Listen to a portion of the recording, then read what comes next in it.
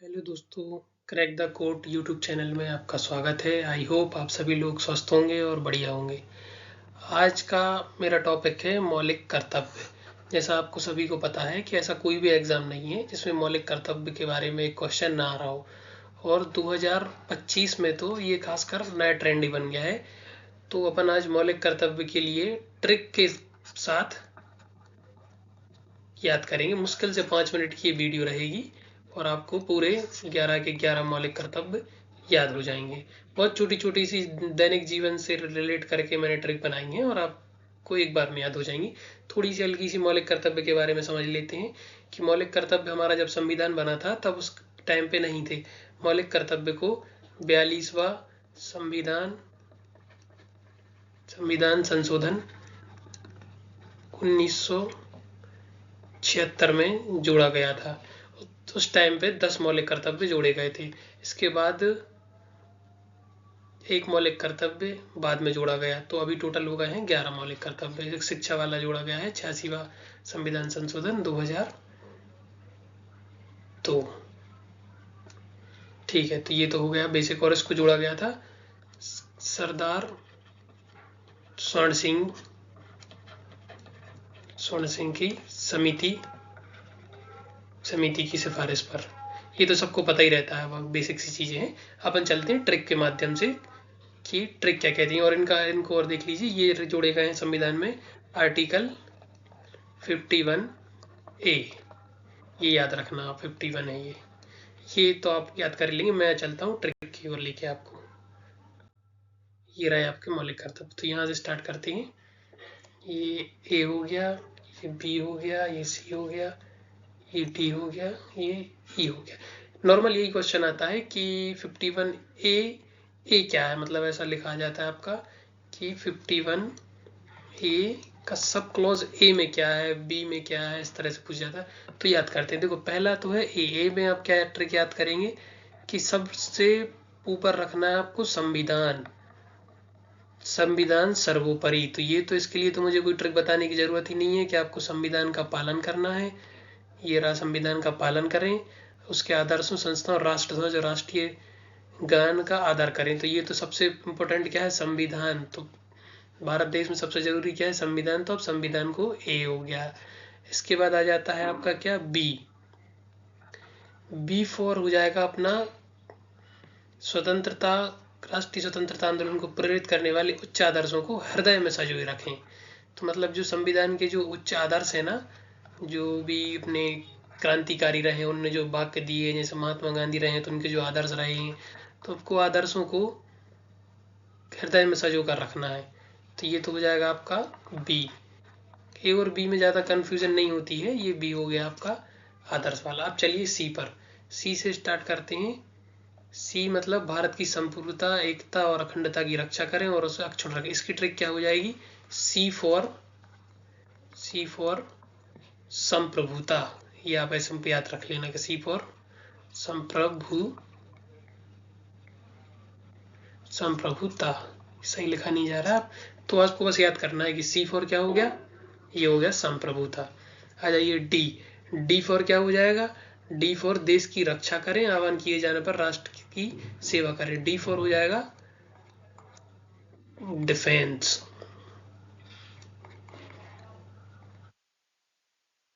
D for defence, defence मतलब रक्षा। D for क्या रखेंगे आप यार, डिफेंस। डी हो गया। इसके बाद ई पर आ जाइए। ई में क्या दिया हुआ है कि भारत के सभी लोगों में समरसता, समान भ्रातृत्व की भावना का निर्माण करें, जो धर्म, भाषा और प्रदेश या वर्ग आधारित सभी प्रकार के भेदभाव से परे हो। ऐसी प्रथाओं का त्याग करें जो स्त्रियों के सम्मान के विरुद्ध हो। डी से ई से आप याद क्या रखते हैं, ई होता है क्या, ई का मतलब होता है 5, और हाथ में कितनी उंगलियां होती हैं, 5। तो जब 5 उंगलियां एक साथ रहेंगी ना, तो काम मतलब एकदम बढ़िया से होगा। मतलब 5 उंगलियों को आपको एक साथ रखना है। तो इससे निकल के क्या आ जाएगा कि समान भ्रात, मतलब कोई ऐसे मान लीजिए कि कोई 5 भाई हैं, ये उंगलियां 5 भाई हैं, और पांचों एक साथ एक ही भावना के साथ, समान भ्रातृत्व की भावना से, पांचों में कोई भेदभाव नहीं करना है आपको। तो ये इससे आप याद कर लीजिए कि 5 भाई से कर लीजिए, या तो हाथ की 5 उंगलियों से कर लीजिए कि अगर 5 उंगलियां एक साथ रहेंगी तो आपका विकास ही होगा, आपको किसी के साथ भेदभाव नहीं करना है। इसके बाद चलते हैं नेक्स्ट पे ये आ जाएगा आपका F G H I J K। Hindi या इंग्लिश में आपको दोनों में याद करना पड़ेगा। जैसे ये 6 रहेगा, ये 7 रहेगा, ये 8 रहेगा, ये 9 रहेगा, ये 10 रहेगा, ये 11 रहेगा। आप इंग्लिश में कर लो या हिंदी में कर लो, आप वहाँ पे एलिमिनेट कर ही लोगे। जैसे 6 आ जाइए, 6 में F में क्या है, हमारी संस्कृति और गौरवशाली परंपरा का महत्व समझें और उसका परीक्षण करें। F6 फॉर संस्कृति, 6 मतलब कि संस्कृति, 6 फॉर संस्कृति। 7 आ जाइए जी फॉर 7, 7 मतलब पर्यावरण, जिसके अंतर्गत वन, झील, नदी और वन्य जीव आते हैं। रक्षा करें और संवर्धन करें तो प्राणी मात्र के लिए दया भाव रखें। तो 7 मतलब क्या होता है, 7 से आप याद कर लीजिए बरसात। बरसात में क्या होता है, पानी गिरता है, पानी गिरता है तो वन भी भर जाते, झीलें भर जाती हैं, नदियां भर जाती हैं, वन्य जीव खाते, हरे पीते, पानी पीते। तो आप कर लेंगे याद कि 7 मतलब बरसात, बरसात मतलब पर्यावरण, सीधा सीधा खत्म बात। आ जाइए 8 पर। 8 पर क्या है, वैज्ञानिक दृष्टिकोण से मानववाद और ज्ञान अर्जन तथा सुधार की भावना का विकास करें। 8 वैज्ञानिक दृष्टिकोण। 8 का आप कर लीजिए H से, H मतलब ह्यूमैनिज्म। यहाँ लिख लीजिए आप H फॉर ह्यूमैन, स्पेलिंग सही गलत हो सकती है, ह्यूमैनिज्म मतलब कि मानवता, मानव, ह्यूमन भी कर लीजिए आप तो भी काम हो जाएगा, मानव या मानववाद। तो ये 8 हो गया H फॉर ह्यूमन। 9 आ जाइए, 9 का सीधा फंडा है कि I मतलब नो, नो मतलब नो वायलेंस, नो वायलेंस मतलब हिंसा से दूर रहें। ये हो गया क्या, नो मतलब नो वायलेंस। महात्मा गांधी का प्रमुख वाक्य रहा है कि अहिंसा परमो धर्मा। तो आप याद रखना नो फॉर नो वायलेंस मतलब कि हिंसा से दूर रहें। ये तो बहुत कॉमन ही है कि याद ही हो जाएगा नो वायलेंस, तो कोई दिक्कत नहीं आएगी। इसके बाद आ जाइए आप 10। 10 मतलब कि जे, व्यक्तिगत और सामूहिक गतिविधियों के सभी क्षेत्रों में उत्कर्ष की ओर बढ़ने का सतत प्रयास करें, जिससे राष्ट्र प्रगति की ओर निरंतर बढ़ते हुए उपलब्धि की नई ऊंचाइयों को छू ले। 10, 10 का मतलब हो जाएगा टॉप। आपको टॉप पर जाना है, एकदम बिल्कुल ऊपर। ऐसे काम करने कि आप टॉप पे चले जाएं। तो टॉप पे जाएंगे क्या, जब व्यक्तिगत और सामूहिक सब लोग एक साथ काम करेंगे तो आप टॉप पे जाओगे। टॉप मतलब कि 10, तो ये भी हो गया। इसके बाद आ जाइए 11वां, जो मैंने बताया था ना 86वें संविधान संशोधन में जुड़ा था, के, किंग्स, के फॉर या तो किंग रख लीजिए, किंग्स 11 PUNG पंजाब। ये तो कोई भूल ही नहीं सकता, क्रिकेट प्रेमी तो कुछ ना कुछ देख ही रहे होंगे। किंग्स 11 पंजाब। देखो राइटिंग वाइटिंग मेरी अच्छी नहीं है, उससे कोई मतलब नहीं है, आपको जाके मेरी राइटिंग से वहाँ लिखना नहीं है, आपका काम बन जाएगा बस। किंग्स 11 पंजाब। तो 11 में क्या दे रखा है इनने किंग्स 11 पंजाब में, कि आप पढ़ाई लिखाई से लेके 11 जा रहा है ना, तो 11 को आप समझ लेना कि कोई भी नंबर की बात होगी, पक्की बात है। तो आप यहाँ देख लेना 6 से 14 साल की बच्चे। और ये तो वैसे भी याद रहेगा क्योंकि आखिरी मौलिक कर्तव्य है, तो आपको याद रखेगा कि 86वें संविधान संशोधन में 2002 में जोड़ा गया था।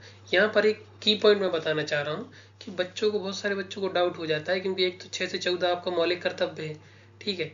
इसके अलावा ये क्या है, आपकी फंडामेंटल राइट में भी है। इसके अलावा ये DPSP में भी है। तो बच्चे बहुत कंफ्यूज हो जाते हैं, तो मैं आपकी कंफ्यूजन यहाँ दूर कर देता हूँ कि ये जो है ना 6 से 14 वर्ष तक की आयु के बीच अपने बच्चों को शिक्षा के अवसर उपलब्ध कराना, ये मौलिक अधिकार भी सेम यही है 6 से 14 वर्ष के बच्चों का, और अपना मौलिक कर्तव्य भी यही है। मतलब कि फंडामेंटल राइट और फंडामेंटल ड्यूटी, FF से याद रख लेना आप, FR फंडामेंटल राइट और फंडामेंटल ड्यूटी में यही है 6 से 14 वर्ष। बाकी जो DPSP है ना, DPSP में आप याद रखना कि 6 वर्ष तक की शिक्षा का दिया हुआ, मतलब जो बचपन में जो मतलब कि जो आंगनबाड़ी वगैरह में जो शिक्षा होती है ना बचपन वाली 6 वर्ष तक की, तो मतलब 6 से 14 यहाँ दिया है। और जो राज्य के नीति निर्देशक तत्व है ना, वहां पर मात्र दिया है प्राथमिक शिक्षा। यहाँ लिख देता हूं मैं ऊपर, प्राथमिक प्राथमिक शिक्षा, मतलब 6 वर्ष तक, 0 से लेकर 6 तक ही दिया है डीपीएसपी में। आप अच्छे से याद रखिए कि एफआर और एफडी में 6 से 14, और डीपीएसपी में अपना क्या, 0 से 6 वर्ष तक। चलिए, लंबी हो गई है क्लास, 5 मिनट का सोचा था मैंने, लेकिन 10 मिनट तक चली गई है। लेकिन आपको अगर ये चीज़ें याद हो जाए ना, तो मेरी वीडियो बनाना सफल हो जाएगा और आपका वीडियो देखना सफल हो जाएगा। तो अगर आपको वीडियो अच्छी लगे तो कमेंट कीजिए, और आपको जिन भी टॉपिक में डाउट हो आप बताइए, मैं ऐसे शॉर्ट शॉर्ट ट्रिक लेकर आऊँगा। ठीक है, धन्यवाद।